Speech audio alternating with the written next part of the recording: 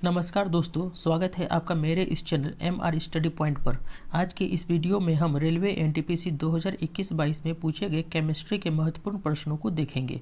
आज के इस वीडियो में हम गैसीय नियम अर्थात गैसियस लॉ, रेडियो एक्टिविटी और नाभिकीय ऊर्जा, संयोजकता, रासायनिक बंधन से आए हुए प्रश्नों को अच्छी तरह से देखेंगे। ये सभी प्रश्न सभी कम्पिटिटिव एग्जामिनेशन के लिए महत्वपूर्ण है।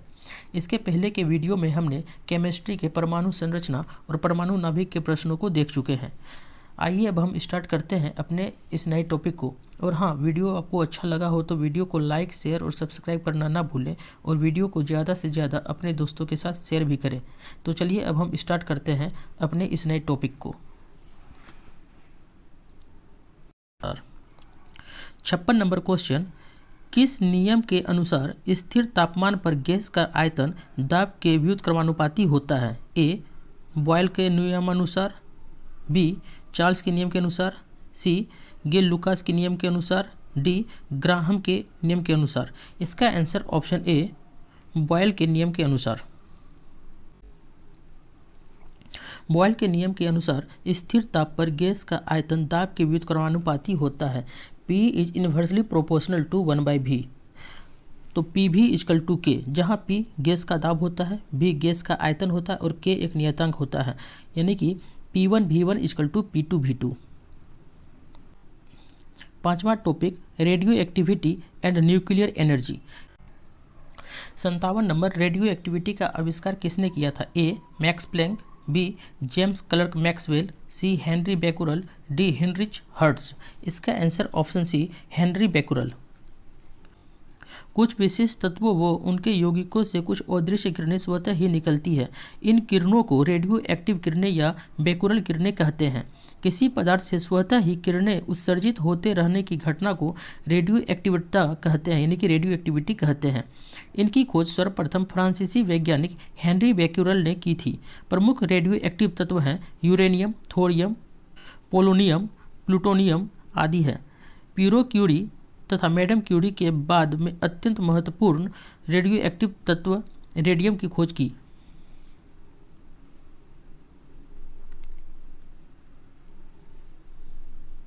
अंठावन नंबर, पिच ब्लेंड किससे संबंधित है?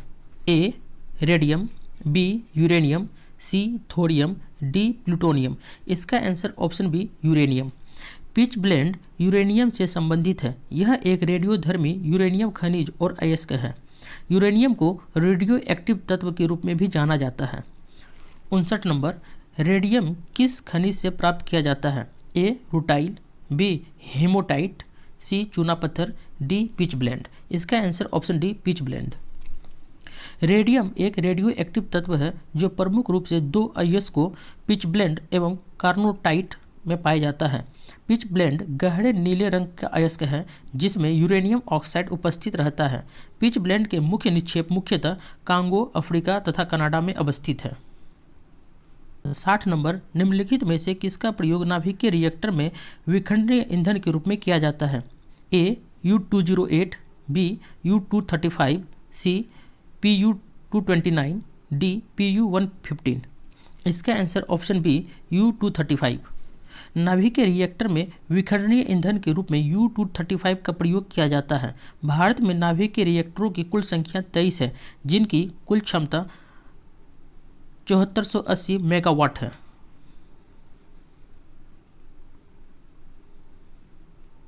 इकसठ नंबर, इनमें से किसका उपयोग कैंसर के उपचार में किया जाता है? ए. कोबाल्ट के समस्थानिक का, बी. आयोडीन के समस्थानिक का, सी. यूरेनियम के समस्थानिक का, डी. तांबे के समस्थानिक का। इसका आंसर ऑप्शन ए, कोबाल्ट के समस्थानिक का।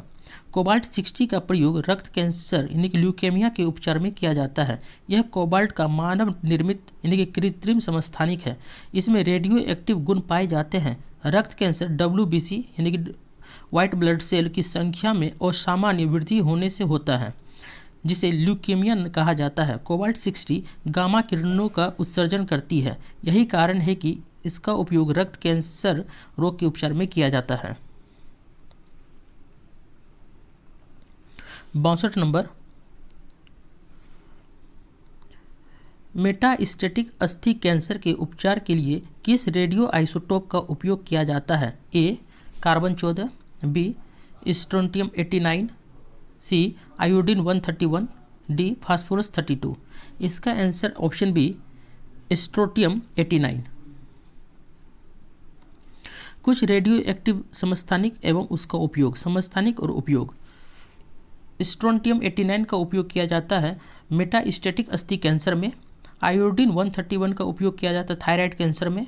कोबाल्ट 60 का उपयोग किया जाता है रक्त कैंसर के उपचार में। 63 परमाणु हथियार में उपयोग किए जाने वाले सबसे सामान्य समस्थानिक हैं। ए यूरेनियम और प्लूटोनियम, बी ड्यूटेरियम और लिथियम, सी यूरेनियम और लिथियम, डी ड्यूटेरियम और प्लूटोनियम। इसका आंसर ऑप्शन ए यूरेनियम और प्लूटोनियम। परमाणु हथियार में उपयोग में लाए जाने वाले सबसे आम समस्थानिक यूरेनियम 235 और प्लूटोनियम 239 है। परमाणु बम नाभिक के विखंडन पर आधारित होते हैं। इसके लिए परमाणु के केंद्रक में न्यूट्रॉन से प्रहार किया जाता है और इससे बहुत अधिक ऊर्जा निकलती है। परमाणु बम की अनियंत्रित श्रृंखला क्रियाओं के परिणाम स्वरूप भीषण प्रचंडता के साथ परमाणु का विस्फोट होता है।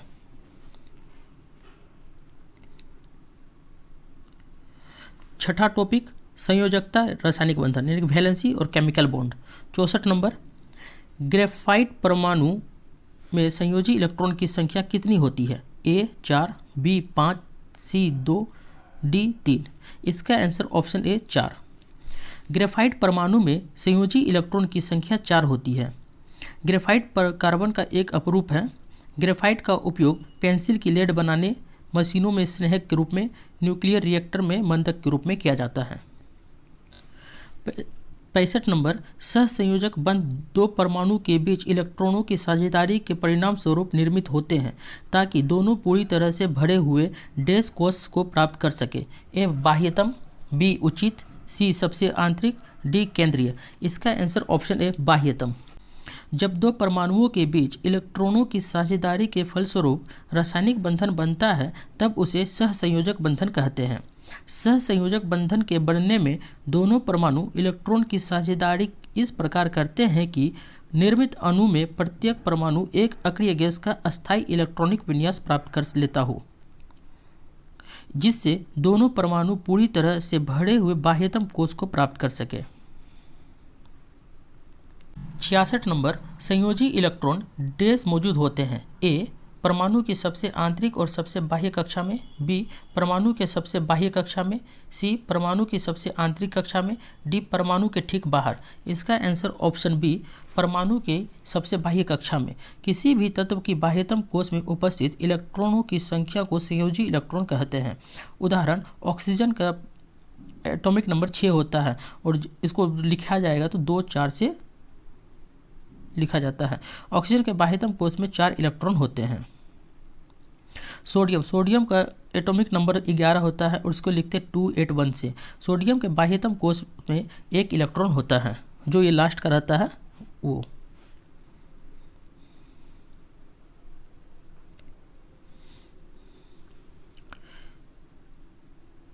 सड़सठ निम्नलिखित में से कौन सा आयनिक यौगिक का एक धर्म गुण है?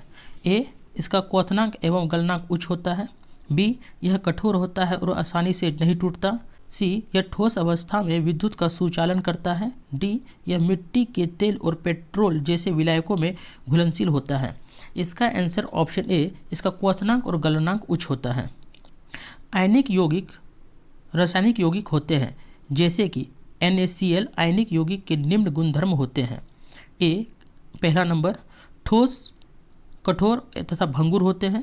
दूसरा क्वथनांक तथा गलनांक उच्च होता है। तीसरा जल में घुलनशील तथा कार्बनिक विलायकों में अघुलनशील होता है। चौथा आयनिक यौगिकों का जलीय विलयन विद्युत का सुचालक होता है। 7वां टॉपिक ऑक्सीकरण और अपचयन, ऑक्सीडेशन एंड रिडक्शन। 68 नंबर निम्नलिखित में से ऑक्सीकरण यानी कि ऑक्सीडेशन प्रतिक्रिया के बारे में क्या सही नहीं है? ए एक हाइड्रोजन में ऑक्सीजन की अनुवृद्धि या उनमें से हाइड्रोजन हटाने को ऑक्सीकरण कहा जाता है, सही है। बी वह पदार्थ जो ऑक्सीकरण के लिए ऑक्सीजन देता है या हाइड्रोजन को हटाता है उसे ऑक्सीकारक कहा जाता है। ये भी सही है। सी, वनस्पति तेल का हाइड्रोजनीकरण एक ऑक्सीकरण प्रतिक्रिया है। ये गलत है। डी, धातुओं को जंग लगना ऑक्सीकरण प्रतिक्रिया का एक प्रभाव है। ये सही है। किसी पदार्थ में हाइड्रोजन की अनुवृद्धि या उनमें से ऑक्सीजन हटाने को अपचयन कहते हैं।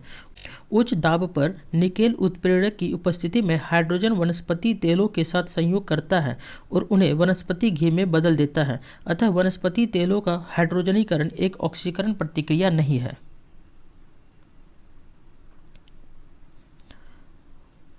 69 नंबर, ऑक्सीकरण प्रतिक्रिया में निम्नलिखित में से क्या होता है? ए, इलेक्ट्रॉन में वृद्धि होती है।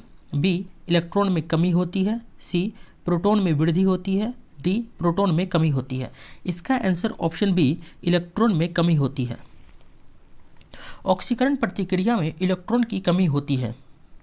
ऑक्सीकरण प्रतिक्रिया में इलेक्ट्रॉन में कमी होती है, जबकि इलेक्ट्रॉन ग्रहण करने की प्रक्रिया को अपचयन या अपकरण कहा जाता है। 70, निम्नलिखित एजेंटों में से कौन सा पेयजल की शुद्धिकरण या शोधन के लिए अच्छा है? ए, उत्प्रेरक ने कैटेलिटिक एजेंट। बी, अपचायक या reducing agent. C, sterilising agent. D, oxidising agent. इसका answer option D, oxidising agent. Oxidising agent पेयजल की शुद्धिकरण के लिए अच्छा होता है। जैसे ब्लीचिंग पाउडर एक ऑक्सीडाइजिंग एजेंट है। इसका उपयोग रोगाणुनाशी यानी कि डिसइंफेक्टेंट के रूप में पेयजल को शुद्ध करने तथा जल में उपस्थित जीवाणुओं को नष्ट करने में किया जाता है। तो दोस्तों, आज का टॉपिक यहीं तक था। उम्मीद है आपको सब कुछ क्लियरली समझ आया होगा। अगर कोई भी डाउट हो तो नीचे कमेंट में पूछ सकते हैं। वीडियो पसंद आया हो तो वीडियो को लाइक करें, अपने दोस्तों के साथ शेयर करें और ऐसे ही हेल्पफुल वीडियो के लिए MR स्टडी पॉइंट को सब्सक्राइब करना ना भूलें। मिलते हैं अपने नेक्स्ट वीडियो में एक नए टॉपिक के साथ। तब तक के लिए धन्यवाद।